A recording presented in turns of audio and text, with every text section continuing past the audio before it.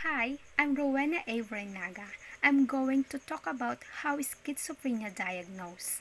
So, there are no lab tester or neurological X-ray tests for schizophrenia. Then, the way we diagnose is clinical interview and also for information for other people that might the persons to know whether have a symptoms of schizophrenia.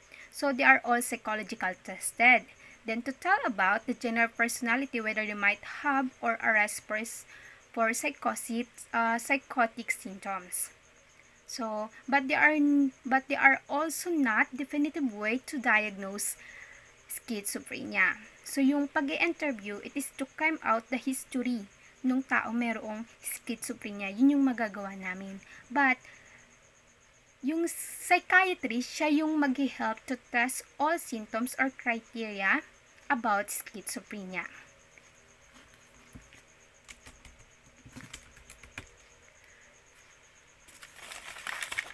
Hello, ma'am. Kayo po si Miss Alcantara? Yes po. About po sa anak niyo po, ma'am? Yes po. Ano-ano po ba ang mga symptoms na napapansin niyo po? O sige po, ma'am. May sinend po ako sa inyong file. Pa-check na lang po. Maaari niyo po itong pasagutan sa anak niyo.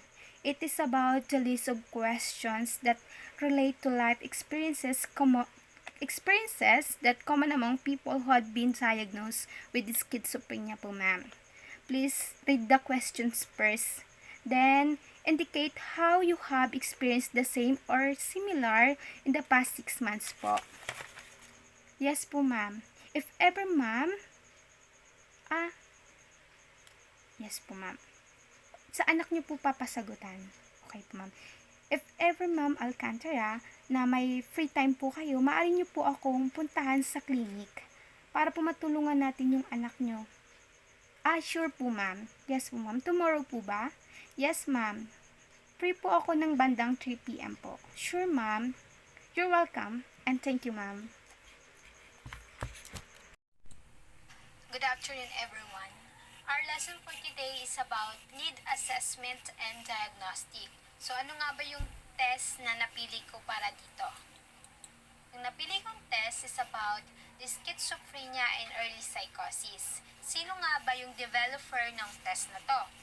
So, yung developer ng test na to is si Dr. Greg Mohalser, and he was born in Montana, United States. So, ano nga pa yung sinusukat ng test?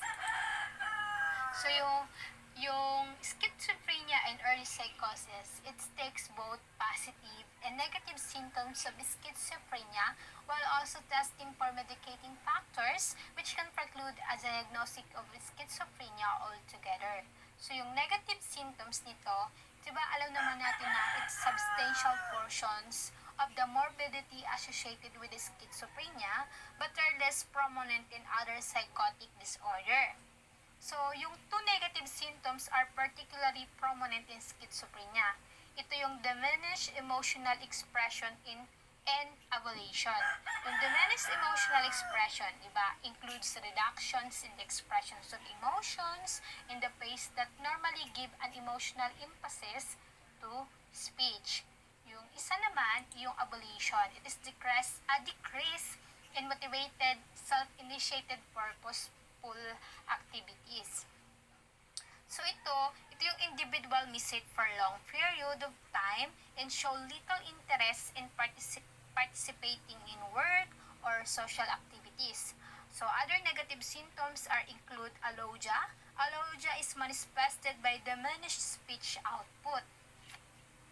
While yung anhedonia is the decreased ability to experience pleasure from positive stimuli or degradations in the recollections of pleasure and previously experienced.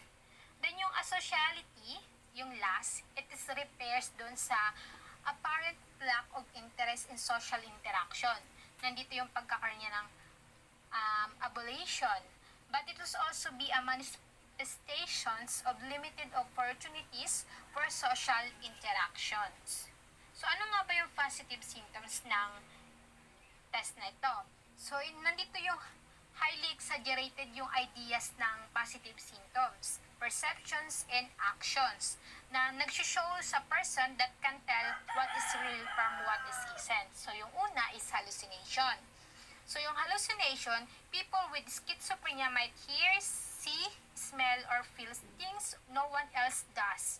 And the type of hallucination ng schizophrenia include auditory, visual, olfactory, and gustatory, and etc. While yung delusion naman, these are beliefs that seem strange to most people and are easy to prove wrong. So example, the person affected might think someone is trying to control their brain through TV or that the FBI is out to get them.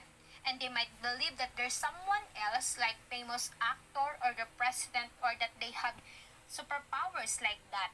Then types of delusion ito include persecutory delusion, referential delusion, somatic, erotomatic, religious, and grandiose delusions. So, yun yung mga iba't ibang delusions. While yung confused thoughts and disorganized speech, ito naman yung people with schizophrenia can have a hard time organizing their thoughts. They might not be able to follow alone when you talk to them. Instead, it might seem like they're zoning out or distracted, like yung mga ganun, when they talk or their words came out jumbled and not make sense. While yung trouble concentrating, so ito naman yung example nito, yung someone might be lost track of what's going on in a TV show or their pinapanood nila, yung watch nila. While yung movement disorder naman, some people with schizophrenia can seem jumpy. Sometimes they'll make the same movement over and over again. But sometimes, they might be perfectly still for hours at a stretch, which experts call being catatonic. And contrary to popular beliefs that people with the disease is usually aren't violent. Pwede ba siya i-administer individually or group? Ito po.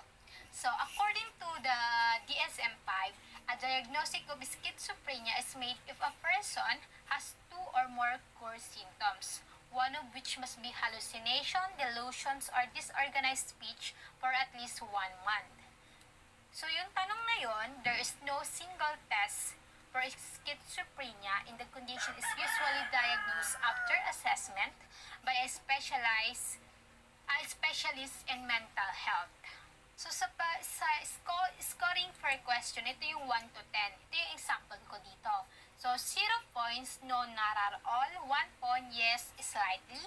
4 points, yes, somewhat or moderately. And 10 points, yes, definitely. Ito yung mga question ng schizophrenia test and early psychosis indicator. Ayan yung mga test. And then, yung question 7, it is scored on the same scale, but it's used to adjudicate or whether a diagnosis of schizophrenia should be excluded. It is not included in the final total. So, yung total ng test, hindi siya included, yung question 7. While yung question 8 and 9 and 10 are each scored are binary choice and are again, it is used to adjudicate on whether a diagnostic of schizophrenia should be excluded. So, additional information about the schizophrenia test and early psychosis indicator, it was developed by Dr. Greg Mohauser nga. It is like most mental health screening tests, and you will find on the internet, this test has not been evaluated for validity in terms of sensitivity and specificity via comparison with structured clinical interview for the DSM.